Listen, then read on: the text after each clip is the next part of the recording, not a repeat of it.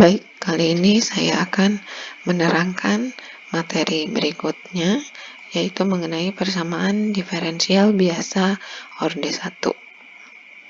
Apa itu persamaan diferensial? Ya, persamaan diferensial itu adalah persamaan yang melibatkan turunan atau diferensial dalam bentuk dalam persamaan matematika. Ya.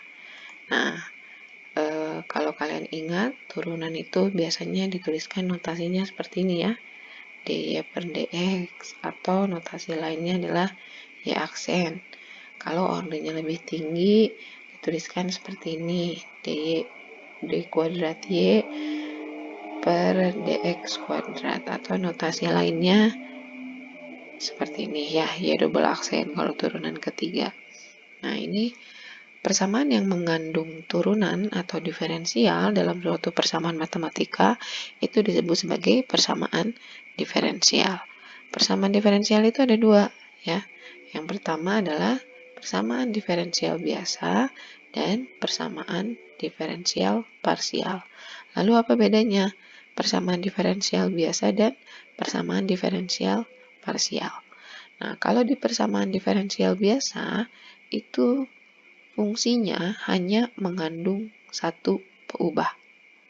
Sini saya tulis ya, mengandung satu peubah. Jadi misal saya punya y ini hanya fungsi dari x saja. Ya. Nah, contohnya,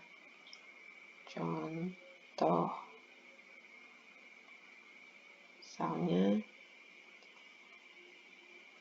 dy per dx dikurang 3y per x sama dengan y kuadrat. Di sini y-nya hanya merupakan fungsi dari x saja ya, sehingga kita sebut persamaan ini sebagai persamaan diferensial biasa ya. Contoh berikutnya, misalnya d kuadrat y dibagi dx kuadrat itu x min y dibagi x plus y. Ya, sini juga sama. Walaupun dia ordenya lebih tinggi atau pangkatnya lebih tinggi, tapi tetap saja y ini hanya merupakan fungsi dari x saja, sehingga kita sebut persamaan ini sebagai persamaan diferensial biasa. Nah, lalu apa bedanya dengan persamaan diferensial parsial? Nah, kalau tadi di persamaan diferensial biasa hanya mengandung satu peubah, kalau di persamaan diferensial parsial ini mengandung lebih dari satu peubah. Ya, jadi misalnya saya punya z ini adalah fungsi dari x dan y. Ya. Nah, ini kita sebut sebagai persamaan diferensial parsial. Contohnya, do kuadrat z dibagi do x kuadrat do y kuadrat, misal sama dengan sin x, misalnya begitu ya. Nah, di sini z-nya merupakan fungsi dari x dan y, sehingga dia bisa diturunkan terhadap x dan juga bisa diturunkan terhadap y ya. Nah, ini kita sebut sebagai persamaan diferensial parsial. Nah, ini ada beberapa contoh persamaan diferensial. Saya beri contoh ya.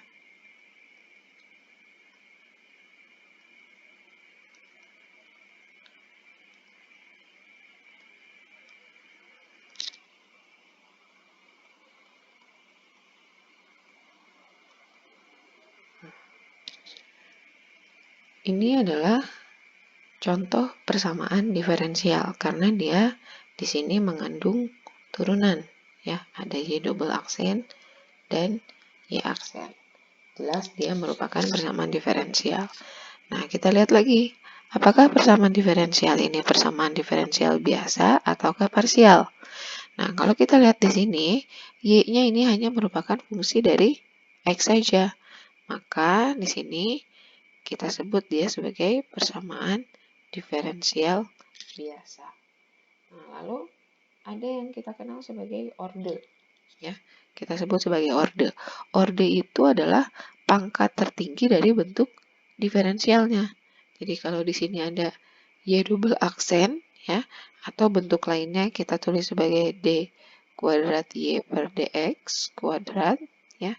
Kalau y aksen itu turunan pertama, jadi dy per dx. Nah, di sini pangkat tertinggi dari bentuk diferensialnya adalah pangkat 2, ya, sehingga di sini persamaan diferensial biasanya kita sebut sebagai persamaan diferensial biasa orde 2, gitu ya. Jadi orde itu menunjukkan pangkat tertinggi dari bentuk diferensialnya.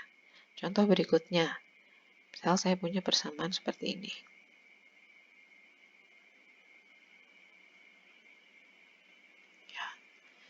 Oke, di sini fungsinya adalah fungsi X, ya.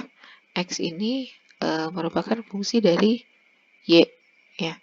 Nah, dia hanya mengandung satu peubah, yaitu hanya merupakan fungsi dari Y saja. Maka di sini kita sebut dia sebagai persamaan diferensial biasa. Ordenya adalah pangkat tertinggi dari bentuk diferensialnya, bukan pangkat tertinggi yang ada di persamaan ini, ya. Maka pangkat tertinggi dari bentuk diferensialnya di sini hanya pangkat 1. Maka di sini kita tulis dia sebagai persamaan diferensial biasa orde 1. Ya. Ini adalah contoh persamaan diferensial. Nah, berikutnya saya akan memberikan kalian sebuah contoh soal, ya, mengenai persamaan diferensial. Soalnya seperti ini.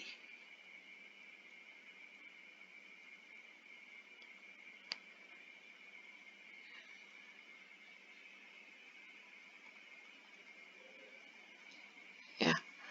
Jadi dy per dx ditambah 3x sama dengan 2 dengan nilai y di titik x sama dengan 1. Ya, ini cara bacanya seperti itu, ya. Sama dengan setengah. Nah, kita coba selesaikan dulu persamaannya. Sini dy per dx sama dengan 2 min 3x.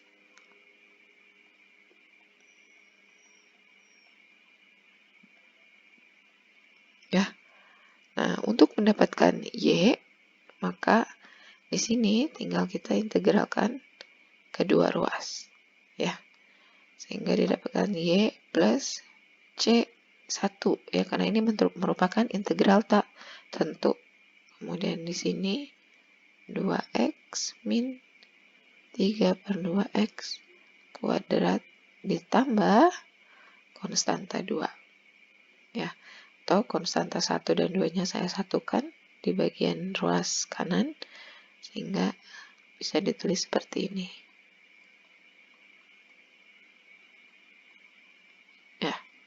Nah, ini kita sebut sebagai solusi umum. Ya. Nah, jadi nanti ada namanya solusi umum, ada namanya solusi khusus, ya. Solusi umum adalah persamaan yang masih mengandung konstanta sembarang. Jadi konstantanya ini belum diberi nilai atau belum diberi harga, ya. Di sini saya tulis mengandung konstanta sembarang. Nah, ada lagi namanya solusi khusus. Kalau di solusi khusus, konstanta sembarang tadi sudah diberi konstanta sembarang diberi harga atau ada nilainya, gitu ya. Nah, untuk mendapatkan nilai konstanta ini, kita perlu informasi tambahan. Informasi tambahannya apa? Yaitu yang ini tadi, ya. Jadi kalau tidak ada informasi tambahan seperti ini, kita hanya akan bisa mendapatkan solusi umumnya saja, ya. Jadi dari persamaannya nanti bentuknya masih mengandung C gitu ya. Tapi kalau ada informasi tambahan seperti ini, maka ini biasanya diminta sampai ke solusi khususnya. Jadi nilai C-nya ini harus kita cari. Baik, kita lanjutkan ya. Di sini kita masukkan setengah itu sama dengan 2 dikali 1 dikurang 3/2 kali 1 kuadrat plus C.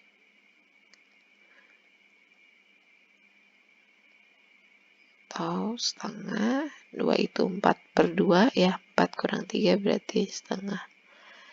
Nah, maka C-nya kita dapatkan setengah min setengah 0 ya. Nah, nilai C ini kita masukkan ke solusi umumnya. Jadi,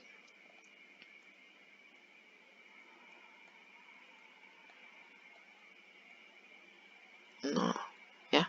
Walaupun nilainya 0, tapi ini adalah nilai konstanta yang sudah pasti, tidak lagi sembarang ya. Nilainya adalah sama dengan 0. Maka ini adalah solusi khususnya.